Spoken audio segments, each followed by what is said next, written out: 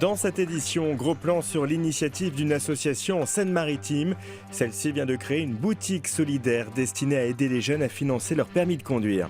Autre idée pour récolter des fonds en Mayenne. Une entreprise spécialisée dans la confection de vêtements fait un appel aux dons sur Internet pour financer une nouvelle machine à coudre. Mais avant cela, rejoignons la Creuse qui entend bien moderniser son image auprès des touristes. Des spots télévisés mettent en avant un département dynamique et poétique. Je m'appelle Rebecca Oliver, je suis d'origine britannique et mon métier, c'est artiste verrière. Rebecca Oliver fait partie de ces Creusois remarquables qui parlent remarquablement bien de la Creuse. C'est pour ça que la DRT l'a choisie, visiblement avec raison. 15 jours après sa mise en ligne, cette vidéo compte déjà plus de 40 000 vues. Ce qui est génial avec Internet et notamment ces vidéos-là, c'est qu'ils sont faits d'une manière à ce qu'on a envie de les partager. Et du coup, c'est génial de pouvoir dire qu'on aime un endroit et potentiellement que quelqu'un de l'autre côté de la planète puisse l'entendre. Pour la Creuse, j'ai l'impression des fois d'avoir un sentiment presque amoureux, parce que j'aime j'aime ses courbes, j'aime la douceur, sa simplicité. À travers ces vidéos portraits, on veut aussi montrer qu'on ne triche pas. On parle vraiment de personnes vraies, de vraies histoires. Et donc, c'est vrai que les internautes aiment s'identifier à ces personnes-là. Et quand ils viennent en Creuse, du coup, ils peuvent effectivement trouver de l'émotion, retrouver cette expérience. Le land artiste Marc Pouillet, un triathlète, un cavalier. Depuis 2014, la DRT parie sur la vidéo pour dépoussiérer l'image de la Creuse. Version portrait de 5 minutes pour les sites internet ou version clip pour les médias. L'idée, c'est de montrer une Creuse vivante où l'on ne s'ennuie pas une minute et ça marche. Quand on fait avec ces vidéos des campagnes de com, soit télé, soit web, on se rend compte que sur nos outils internet, on gagne entre 30 et 50% de fréquentation sur les zones géographiques qu'on a ciblées. Donc l'impact, il est réel. Depuis quelques années, l'offre touristique s'étoffe, la Creuse se refait une beauté et donc une image. En mars prochain, elle va même franchir une étape historique avec une première diffusion nationale d'un spot. Décidément, la révolution du tourisme creusois est en marche. Les robes de soirée ne sont pas toujours fabriquées dans les ateliers parisiens des grands couturiers. GLM Fashion, une petite entreprise de Mayenne, habille des personnalités. La société a besoin aujourd'hui de nouvelles sources de financement. Elle vient donc, c'est à la mode, de faire un appel aux dons sur Internet. De mariés, de cocktails et même de stars du showbiz. Une luxueuse collection made in Mayenne. GLM Fashion travaille pour de jeunes créateurs ou des maisons de couture. Elle a même pu en 2013 et 2014 élaborer ses robes portées par les candidates de Miss France.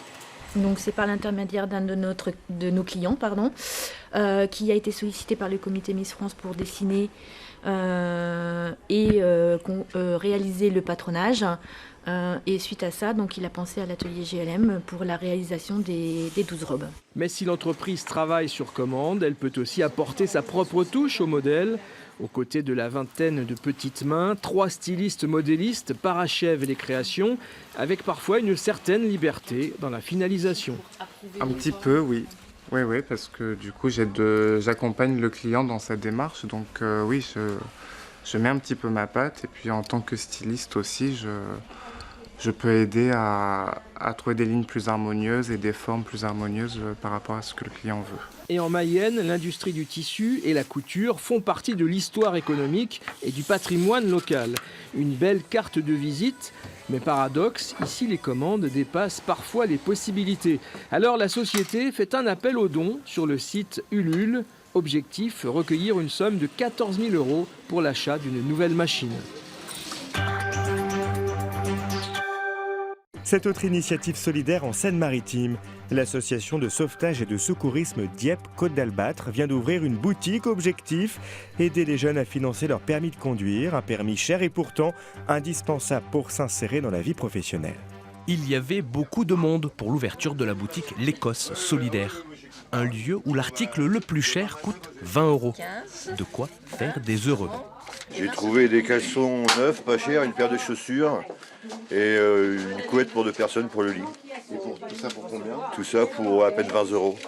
Les jupes comme ça d'occasion, c'est 2 €. Très intéressant. Pantalon, pareil. Si c'est du neuf, c'est 3,50 €. Et en occasion, c'est 2 €. Dans les rayons, Les habits de la petite enfance jusqu'aux 14 ans sont tous neufs, donnés par une grande enseigne diepoise. Et pour le reste, notamment les occasions, il y en a pour tous les goûts. Les modèles sont de belle qualité, sont intéressants.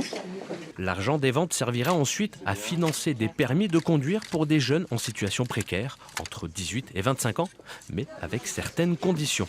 Soit on va le financer partiellement par rapport au projet, soit en totalité si vraiment le projet professionnel est très bien ficelé et que ça nous prouve par A plus B quand même qu'à la fin il aura vraiment un travail ou alors il va devenir gérant de sa propre société. La boutique L'Écosse Solidaire, qui compte 12 bénévoles, attend désormais des subventions et lance un appel aux auto-écoles diepoises pour les accompagner dans leur démarche. Enfin, autre appel aux dons dans le Jura. Situé au pied des remparts de Dole et du canal, ce kiosque riche en histoire est aujourd'hui laissé à l'abandon. Alors, pour lui redonner vie, le public est invité à contribuer à une campagne de financement participatif. Ces dispositifs permettent de pallier la baisse des aides de l'État et de continuer à rénover le patrimoine français. La municipalité d'ailleurs ne rejette pas l'idée de recommencer l'opération. C'est la première fois et ça pourra amener éventuellement à d'autres opérations. Vous savez que le Dole a un secteur sauvegardé et du patrimoine de façon très conséquente, dont un certain nombre de lieux ont besoin de rénovation et on va se servir de cet exemple de rénovation du kiosque de canal avec la Fondation du patrimoine pour lancer cette nouvelle forme effectivement de participation aux côtés de l'argent de la collectivité. Situé à l'entrée de l'Eurovéloroute, une voie cyclable reliant Nantes à Budapest, le kiosque deviendra un point d'information et d'échange pour les touristes.